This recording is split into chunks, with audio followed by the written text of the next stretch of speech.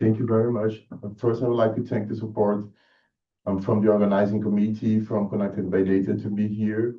My paper, as announced, has a goal of discussing how Freedom of Information Acts and the right to freedom of information can be an instrument for empowerment of the society, considering AI governance structures, enforcement, and also the process of building legislation on it. I'm especially going to talk about the case of Brazil. I work at an NGO focused on freedom of information, so we've had some experience in making requests and research on this topic. So I'll try to share some findings we've had.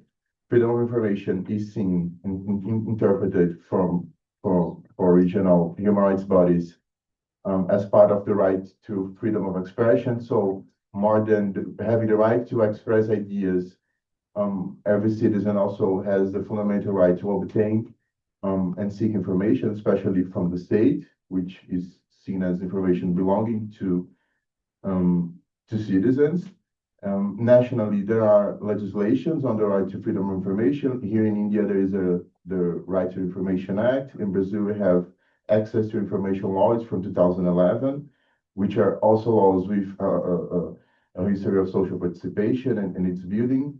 And when we look at AI governance, we see different controversial points. We're discussing lots of them here: discriminations, human rights violations, data protection impacts, also implications on environmental impact and the infrastructure of AI, among others.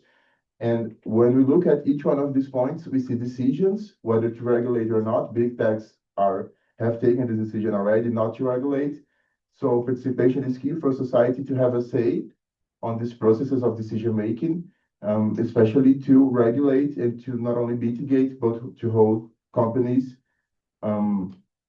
accountable and to establish legislation and to put the state in this position of overseeing and enforcing legislation is the choice, for example, that the European Union made and the choice we're making in Brazil, although these choices are subject to deep disputes. In Brazil, we're discussing an AI bill since almost 2023, and there are intense discussions on all of the topics I say, like law, among others.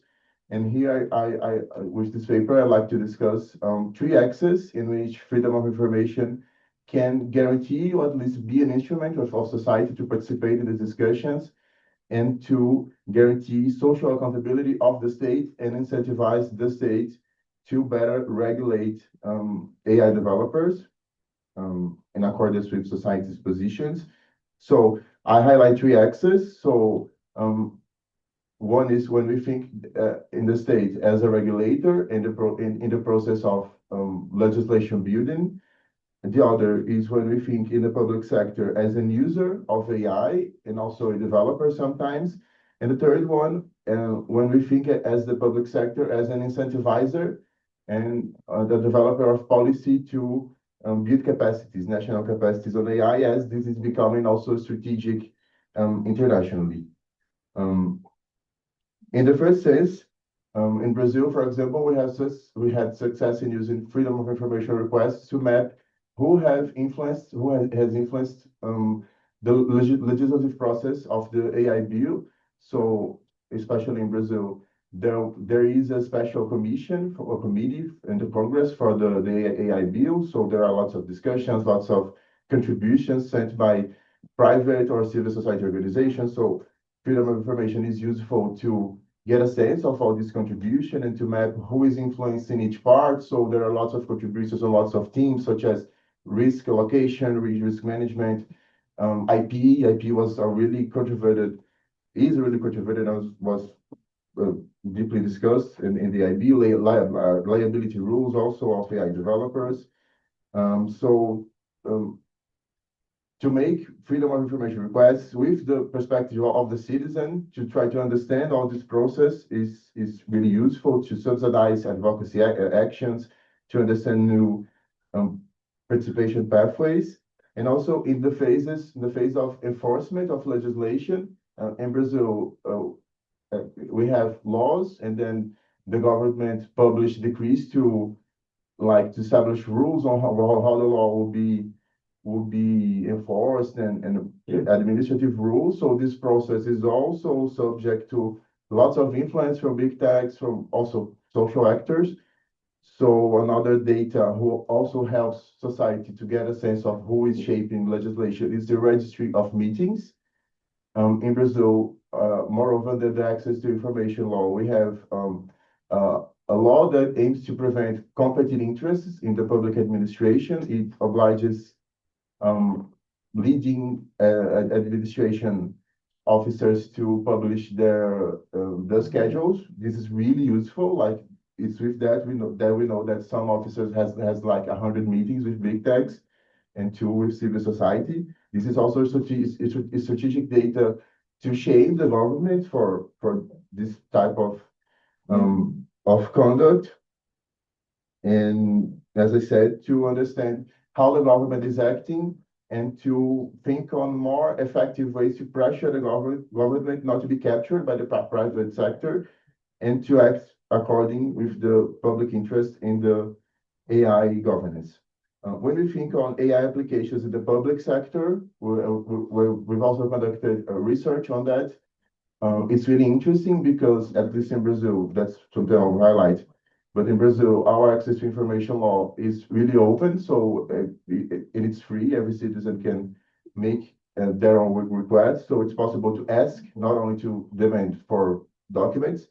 So it's possible to ask, for example, how AI is being used, if the public body has developed it, and some AI tool, how much was spent, which company was contracted. And so these are also important information to understand how AI is used in public services and to exert the state functions. And as I said, as AI is becoming strategic and for countries that aim to have better capabilities, Brazil, India, and all the countries are United States, China are in this quest.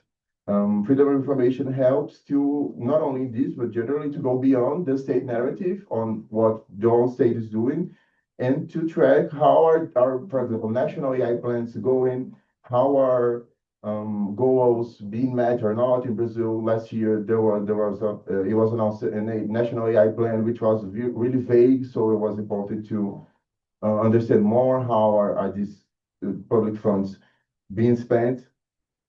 And with the paper, I highlighted these three axes in which we've already had success in creating some pressure. So not only obtaining information, which is useful, but with this interaction with the state, society can show the state what is important for society, the perspectives of society on what the state is doing regarding AI governance, and with state actors knowing society is vigilant about what it's doing. This relation between state and society creates incentives for more public interest-based conduct by state actors. And with this, it's possible to create incentives for a regulation that is less captured by the private sector and that better faces the problems we've already know from AI, such as discrimination, data protection, and IP violations, and to mitigate the negative impacts of algorithms and to especially to overcome the omission of state actors and from private sector developers. I highlight that the institutional design of the freedom of information laws is really important. As I said, in Brazil, it's free. I know it is not totally free. In Brazil, it's free and there's a time limit. This is also really important. Freedom of information requests must be answered in 30 days. This is really important because in Brazil, every public process takes years, but not freedom of information requests.